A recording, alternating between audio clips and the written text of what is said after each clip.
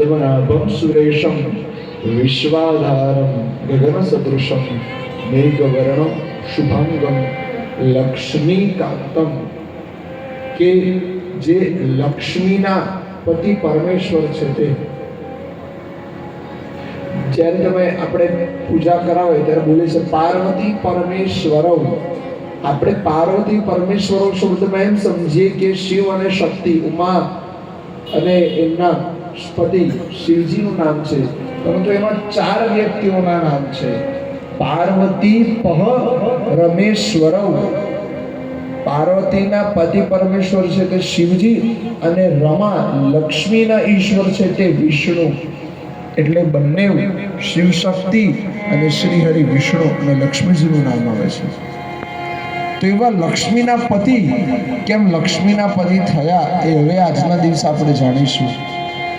અને જેમના નયન કમલ જેવા છે, લક્ષ્મીકાંતમ કમલ નયનમ યોગીભીર ધ્યાન ગમ્યમ, કે યોગીઓ જેમનું ધ્યાન સતત કર્યા કરે છે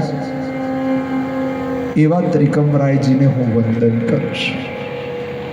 પણ કેવા? વંદે વિષ્ણુ ભવ ભય હર. આખા લોકના એવા શ્રી હરિને વિષ્ણુને વંદન કરીએ છીએ. આજના ચતુર્થ દિવસે જેમનું પ્રાગટ્ય આપણે ઉજવવાના છીએ એવા શ્રી કૃષ્ણચંદ્ર પરમાત્માને વ્યાસ ગાદીથી એક ઉત્સાહ પ્રેમ સ્વરૂપે પૂર્વથી જ હું વંદન કરું છું. કેવો સુંદર મજાનો કૃષ્ણ ભગવાનનો શ્લોક છે.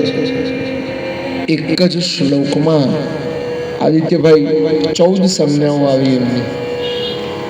એક જ શ્લોકમાં એક જ પરમાત્માની 14 સંજ્ઞાઓ આવી.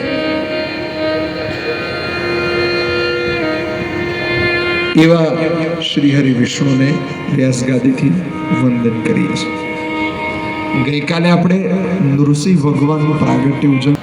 બીજું, પ્રત્યે અખૂટ શ્રદ્ધા, એમના પ્રત્યે સાચી શ્રદ્ધા હોવી જોઈએ. દુઃખ આવે કે સુખ આવે, પરંતુ એમનો આશ્રય આપણી સાથે હોય, કોઈ દિવસ છોડવું નહીં. દુઃખ આવે તો કંઈક નવો સરસ બીજો માર્ગ નીકળશે. સુખ આવે એ પણ એમની કૃપા જ છે. બીજું અને અંતિમ મહત્વનું કે હિરણ્યકશ્યપુએ વરદાન બ્રહ્માજી પાસે લીધું હતું અને ગીતાજીમાં ભાગવતજીમાં બ્રહ્માજીનો કાળ સીમિત બતાવવામાં આવેલો છે. પછી નરસિંહ ભગવાન એ ગુસ્સામાં આવી જાય છે, ક્રોધ શાંત થતો નથી, શક્તિ કાબુમાં રહેતી નથી. એટલે બ્રહ્માજી, ઇન્દ્ર, લક્ષ્મી, શિવ, વરુણ, અગ્નિ, સૂર્ય બધા દેવ દેવતાઓ નરસિંહ ભગવાન પાસે જાય છે, શાંત કરવાનો પ્રયત્ન કરે છે. લક્ષ્મીજીને પણ આગળ કરે છે બ્રહ્માજી, તો પણ શાંત નથી થતા. ત્યારે છેવટે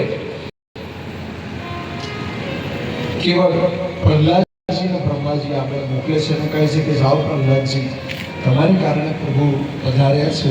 અને પ્રહલાદજીને પોતાની પાસે લાવે છે, ખોળા બનાવીને હાથ ફેરવે છે, માથે હાથ ફેરવે છે, જીભથી એમના ગાલ ચાટે છે, પોતાનો પ્રેમ ભાવ દર્શાવે છે ભક્ત માટે અને એમને વિશેષ આશીર્વાદ આપે છે. અને પોતે પ્રહલાદજીને ગાદી પર બેસાડે છે અને બ્રહ્માજીને કહે છે કે આપ અન્ય રાક્ષસોને વરદાન આપવાનું બંધ કરો. અને પછી પોતાના વૈકુંઠ લોકમાં પાછા ગમન કરી જાય છે. તો એ નૃસિંહ ભગવાનના ચરિત્રમાં આપણે સમજ્યા. પછી નૃસિંહ ચરિત્ર પછી આજે આપણે અન્ય 3 અવતારોનું હતું. હવે આપણે કથામાં 3 અવતાર કથાઓ ખૂબ જ સુંદર છે, ખૂબ આનંદમય કથાઓ છે, ઘણું જાણવા જેવું છે. આપ સૌનો ભાવ ભક્તિ ભાવનો યુવા પેઢી હોય, થોડું વિશેષ પોતાના પણ જો ભગવાન પ્રત્યે ભાવ હોય તે પણ સાથે કથામાં પ્રગટ થતો રહેતો હોય છે. એટલે આપને ક્યાંક જ્ઞાન થોડું વૈજ્ઞાનિક લાગે, આધુનિક પૂર્વક લાગે તો આપ સૌ એ મારો ભાવ પણ મારો ભક્તિ ભાવ ગ્રહણ કરજો. તમારી આગળની જે પેઢી છે એને પણ એ જ્ઞાન પૂરું પાડજો, તો એ લોકો તમારી પરંપરા, તમારો ભાવ એને સાચવી રાખશે. પ્રહલાદજીનો પછી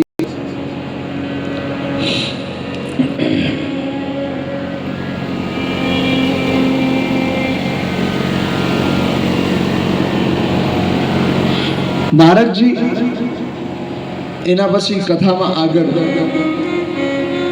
વિષય ઉપરાંત અન્ય ધર્મો વિશે સમજાવે છે.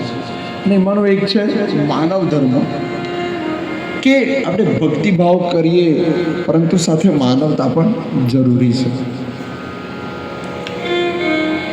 તો માનવ ધર્મ વિશે ખૂબ સુંદર વાત કહે છે કે માનવ ધર્મ કયા કયા નિયમોનું યત્કિંચિત યથાશક્તિ પાલન થાય તેટલું કરવું જોઈએ. તો કીધું છે કે પેલું સત્ય, એના પછી દયા, તપ, શૌચ, તિતિક્ષા, મરણનો સંયમ, યોગ્ય અયોગ્યનો વિવેક, સત્ય. અન્ય ઘણા ધર્મો છે પરંતુ આપણે સત્યની ચર્ચા કરીએ.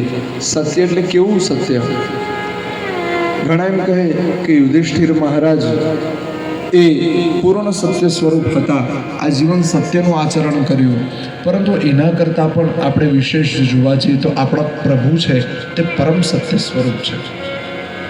એટલા માટે જ્યારે એમનું પ્રાગટ્ય થાય છે ત્યારે બ્રહ્માજી સત્યના શ્લોકોથી જેમનું સ્વાગત કરે છે. સત્ય વ્રતમ સત્ય પરમ ત્રિસત્યમ, જે ત્રણેય સત્યોથી પર છે તે, ભૂત ભવિષ્ય વર્તમાનના સત્યથી પર છે તે. ભગવાને કેવું સત્યનું આપણને ઉદાહરણ પૂરું પાડ્યું. ભગવાન કૃષ્ણએ જ્યારે ધર્મની રક્ષા કરી મહાભારતના યુદ્ધમાં, એ વખતે એ તો પૂર્ણ સત્ય સ્વરૂપ છે જ છે, પરંતુ ધર્મની રક્ષા માટે એમણે પણ અસત્યનો ઉપયોગ કર્યો છે. ભગવાને કૃષ્ણ ભગવાને અર્જુનજીને જ કેમ ગીતા શ્રવણ કરાવી? કારણ કે અર્જુનજીને ભાવ તો હતો પણ સાથે સાથે શુભ તર્ક પણ હતો. એટલા માટે તો કૃષ્ણ ભગવાને જ્યારે મહાભારતનું યુદ્ધ લીલા આપણને બતાવી ત્યારે દ્રોણાચાર્યજીનો ઉદ્ધાર કરવા માટે પણ અસત્યનો ઉપયોગ કરાવ્યો.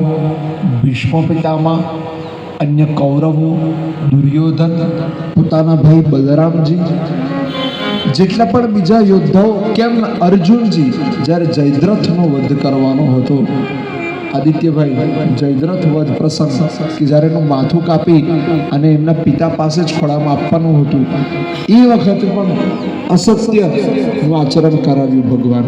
અને ભગવાન શું કહે છે અર્જુનજીને કે અર્જુન, તું અંધકારમાં ફસાઈ નથી ગયો, તને અંધકારમાં જ પ્રકાશનો ઉત્તર મળશે. ઠાકોરજીએ એક કેવી દિવ્ય લીલા કરી કે અસત્યમાંથી પણ સત્ય પ્રગટ કરીને બતાવ્યું, અંધકારમાંથી પ્રકાશ પ્રગટ કરાવ્યો. એવું અસત્ય. તો આપણે એમ પણ સમજી લેવું જોઈએ કે સત્ય એટલે કાયમ સાચું જ બોલવું, જૂઠું ન બોલવું. અરે આપણે સૌ કોઈ બીજું સુંદર જીવન થાય આ ક્યારેક આપણે રામાયણની નવલના એકદમ ઊંડાણપૂર્વક ઘૂસી જઈને અભ્યાસ કરેલા તમને ખબર હશે. રામાયણમાં રામ ભગવાને બધા જ ધર્મો પાલન, બધા જ નિયમો પાલન. એના ઉપર હું જો વધુ સારી રીતે સમજાયેલી બાબત કહું કે રામ ભગવાને નિયમો કોઈ દિવસ ભંગ તો નથી જ કર્યો, પરંતુ કૃષ્ણ ભગવાને નિયમો તોડ્યા, એને પકડી રાખી. આજ રામ અને કૃષ્ણ બંનેની લીલાનો અંતર છે. હવે હજુ બીજો એક સાહિત્ય રૂપી એક તર્ક જે પ્રભુ માટે એક પ્રેમ રૂપે પ્રસ્તુત કરું. રામ ભગવાન ભલે મર્યાદા પુરુષોત્તમ માનવામાં આવ્યા છે, પણ અંદર ખાને જો આપણે લીલાનો બીજો કોઈ દ્રષ્ટિકોણ જોઈએ તો ખબર પડે કે રામ ભગવાને જેટલી વિશેષ મર્યાદાઓ તોડી છે એટલી કૃષ્ણએ સાચવી છે. ક્યારેક વિચાર કરજો વાલા વિષ્ણુ, રામ ભગવાને